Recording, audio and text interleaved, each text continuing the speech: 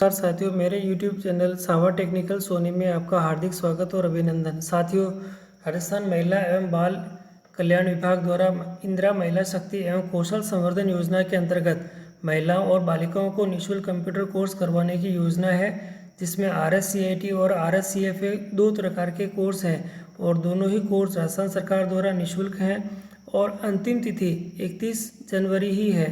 और इसके लिए जो आवेदन की प्रक्रिया है वह बहुत ही सरल है और हमें किसी भी प्रकार से बाहर से आवेदन न करके आज मैं आपको मोबाइल के माध्यम से ही आवेदन करना सिखाऊंगा कि आपको किस प्रकार के स्टेप्स को फॉलो करना है और आप घर बैठकर ही इसके आवेदन स्वयं कर सकते हैं। इसके लिए आपको कहीं बाहर जाने की ज़रूरत नहीं है। साथियों, आवेदन करने के लिए आपको महिला एवं बाल विकास विभाग की जो आधिकारिक वेबसाइट है इस पर आना होगा और ये इसका जो पेज है इस प्रकार से आपको दिखाई देगा। इस पेज पर आप देखेंगे कि काफ़ी सारी सूचनाएं दे रखी है। इंदिरा महिला शक्ति प्रशिक्षण और कौशल संवर्धन, महिलाओं और बालिकाओं को निःशुल्क RSCIT RSCFA प्रशिक्षण के लिए ऑनलाइन आवेदन फॉर्म है और इसका जो फॉर्म है वो आप नीचे स्क्रॉल करेंगे तो नीचे की तरफ नज़र आएगा और यहाँ सबसे पहले एप्लीकेंट का जो मोबाइल नंबर है वो आपको फीड करना पड़ेगा। तो मैंने यहाँ इसके मोबाइल नंबर फीड कर दिए हैं और आपको जो नंबर है वो आप फीड करें और यहाँ जो एंटर कोड दे रखा है वो एंटर कोड लिखेंगे। एंटर कोड लिखने के बाद में यहाँ टाइप कर लेते हैं हम लोग। एंटर कोड लिखने के बाद एक OTP आएगी और ये जो OTP है वो उस नंबर पर चली जाएगी और इसके बाद हम देखेंगे कि आपके पास में आएगी और इसको आप कंफर्म करेंगे। तो कंफर्म होने के बाद में एक नए पेज के ऊपर आप यहाँ आ जाएंगे और नीचे की तरफ आप देखेंगे तो आपको दो प्रकार के जो कोर्स है वो दिखाई देने लग जाएंगे और इनको देखने के बाद आप कहेंगे कि आपको कौन सा कोर्स चूज़ करना है। यानी कि आपके पास दो प्रकार के कोर्स है, एक RSCIT का कोर्स है, एक RSCFA का कोर्स है। पहले की जो योग्यता है वह 10वीं पास है, आयु उसमें 16 से 40 वर्ष की है, प्रशिक्षण की अवधि 132 घंटे की है।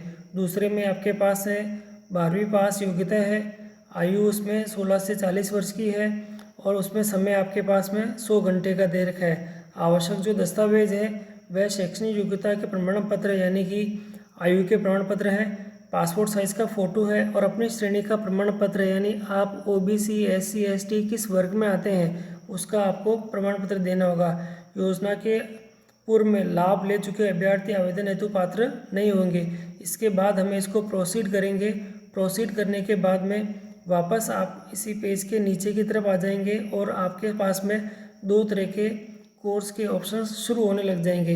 एक ऊपर की तरफ है जिसमें आपको दिखाई दे रहा है वह यह है कि यहाँ क्लिक करने के ऊपर आपको RSCIT का कोर्स नज़र आ जाएगा यानी कि आप इसमें एंटर हो जाएंगे और नीचे वाले में RSCFA के कोर्स के अंदर एंटर हो जाएंगे। दोनों की योग्यताएं, आयु और प्रशिक्षण की अवधि यहाँ पे दे रखी है, आप अच्छे से इसको नोट कर लें। अभी मैं आपको RSCIT के कोर्स के बारे में ही बताऊँगा।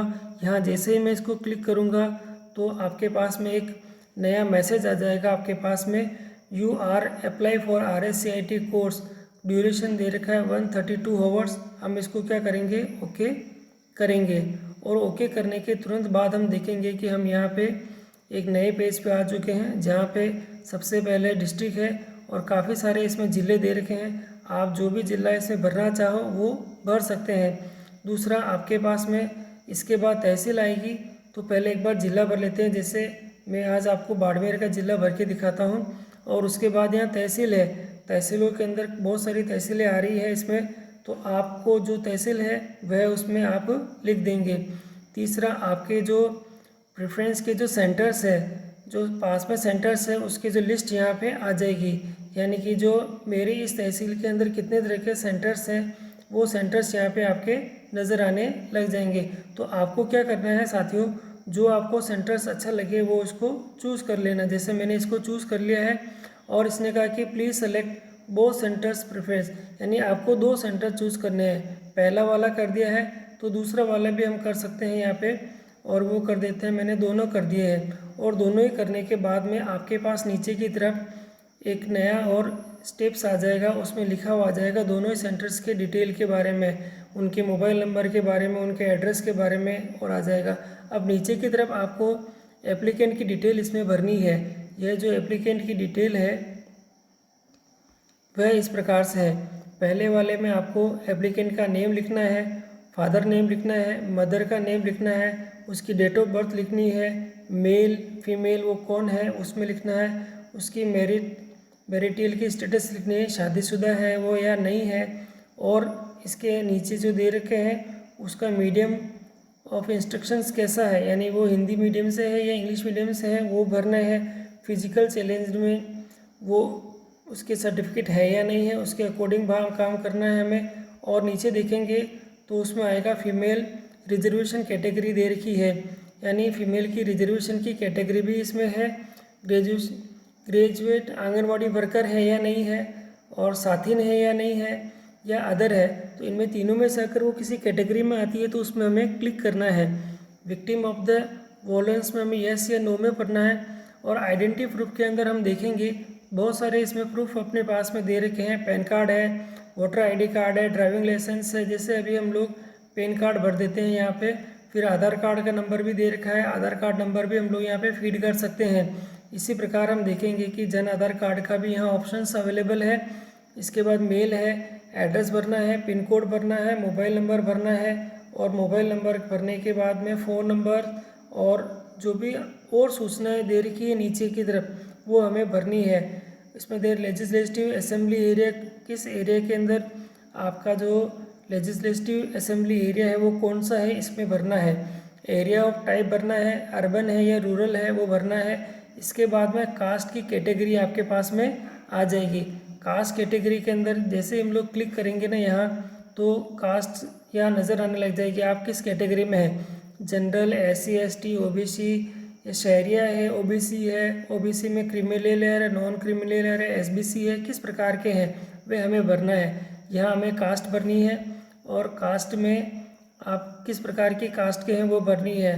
Do you belong to the minority, अगर हम माइनॉरिटी में है तो यस भरना है, अदरवाइज हमें नो भरना है। और सेलेक्ट द रिलीजन्स, हमारा जो धर्म कौन सा है वो हमें भरना है। यहाँ हिंदू, मुस्लिम, सिख, क्रिश्चियन, जैन, पारसी और अदर्स सभी इसमें दे रखे हैं। तो अब आप आपके हिसाब से इसमें भर सकते हैं। और भरने के बाद आप देखेंगे कि आगे के स्टेप्स हम लोग शुरू हो जाएंगे। आगे दे रखा है BPL की कैटेगरी है तो उसको भी हम लोग भर सकते हैं। मिनिमम क्वालिफिकेशन डिटेल्स में 10th पास की है तो उसकी जो सारी डिटेल्स है वो हमें भरनी पड़ेगी, यानी वो गवर्नमेंट स्कूल से पास आउट है या नहीं है, या प्राइवेट से है। तो दोनों में से जो एलिजिबल है वो हमें टिक करना है।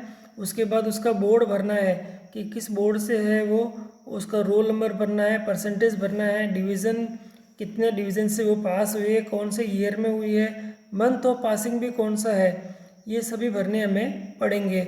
और इसके बाद हम देखेंगे लास्ट के अंदर तो यहाँ आएगा हाईएस्ट क्वालिफिकेशन डिटेल्स दे रखी है। इस हाईएस्ट क्वालिफिकेशन डिटेल के अंदर अगर उन्होंने 10th के बाद क्या कर रखा है तो उसको यहाँ क्लिक करेंगे। जैसे ही हम लोग इसको क्लिक करते हैं ना, तो जैसे कि मैंने यस कर दिया, यस करते ही देखो यहाँ काफ़ी सारी डिटेल्स आ गई, क्वालिफिकेशन की आ गई, यानी ग्रेजुएशन कर रखी है तो उसकी भर सकते हैं। और अगर नहीं कर रखा है ना तो इसको नो ही कर देते हैं। और आगे देखेंगे इसके बाद में हम लोग तो अटैच फ़ोटो साइन इससे यहाँ पे आ जाएंगे। और दोनों ही में आप बहुत ध्यान से देखेंगे ना तो जो फ़ोटो दे रखा है, फ़ोटो के अंदर जो उसकी जो साइज़ दे रखी है वह साइज़ सबसे ध्यान रखने की है कि वो 3 से 5 KB की साइज़ के ही होनी चाहिए। तो साथियों, और उसके बाद जो उसके सिग्नेचर जो यहाँ दे रखे हैं ना उनकी साइज़ भी 1 से 3 KB की दे रखी है। तो दोनों ही हमें बहुत ध्यान से देखनी है। और उसके बाद सारा काम हमें यहाँ अपलोड का करना है। जैसे हम लोग यहाँ अपलोड साइन करेंगे तो नीचे की तरफ में एक और ऑप्शंस है हमारे पास में अटैच क्वालिफिकेशन डॉक्यूमेंट्स के। उसके जो क्वालिफिकेशन के डॉक्यूमेंट्स है यानी उसके 10th के और SSC के जो मार्कशीटें हैं वो हमें यहाँ पे अपलोड करनी है। और अपलोड करने के बाद में नीचे की तरफ हम लोग स्क्रॉल करके देखेंगे तो अटैच प्रूफ डॉक्यूमेंट आ जाएंगे हमारे पास में। उसके जो और जो भी इसमें प्रूफ और अटैचमेंट दे रखे हैं वो JPG या JPEG PNG और साइज उसमें 50 से 100 KB की दे रखी है। तो इसका ध्यान रखेंगे हम लोग अटैच करते समय। और अटैच में दो तीन ऑप्शंस दे रखे हैं हमारे पास में, क्या क्या हैं। तो यहाँ हम लोग इसमें फर्स्ट में, सेकंड में, और यहाँ देखो फर्स्ट में अटैच आपका एज का प्रूफ करना है आपको, सेकंड के अंदर आपको आधार कार्ड करना है, तीसरे के अंदर आपको पैन कार्ड भरना है। और तीनों के ही यहाँ जो फाइल है उसको PDF फाइल, JPG, और देखिए साइज़ मैंने बता दी थी आपको कि 50 से 100 KB के बीच में है साइज़। तो आपको उसको साइज़ अच्छे से भर के रखनी है और इनको अपलोड करना है। अपलोड करने के बाद एक डिक्लेरेशन का फॉर्म आएगा हमारे पास में। इस डिक्लेरेशन को फॉर्म को अच्छे से पढ़कर हमें क्या करना है, इसको वैलिडेट करके दिखाना है। जैसे हम वैलिडेट करेंगे तो हमारे पास एक फॉर्म आ जाएगा भरा हुआ, और वो ही हमारा आवेदन पत्र है। तो साथियों कि इसका जो प्रोसीजर है वो कितना सरल है और हम आसानी से इसके जो फॉर्म को ऑनलाइन कर सकते हैं। बस कुछ चीज़ें हैं, और जो मैंने आपको दिशा निर्देश बता दिए सारे, किस प्रकार के फ़ोटो होने चाहिए और उनकी साइज़ किस प्रकार की होनी चाहिए। अगर आपको साइज़ में कोई दिक्कत आ रही है तो इससे संबंधित एक वीडियो मैंने और बना रखा है, उसका लिंक भी मैं डिस्क्रिप्शन में दे दूँगा। तो उसकी मदद से आप इनकी साइज़ को छोटी बड़ी और जो आवश्यक जो जितनी KB की आपको बनानी है उसके हिसाब से आप उसको कंप्रेस करके या बना सकते हैं।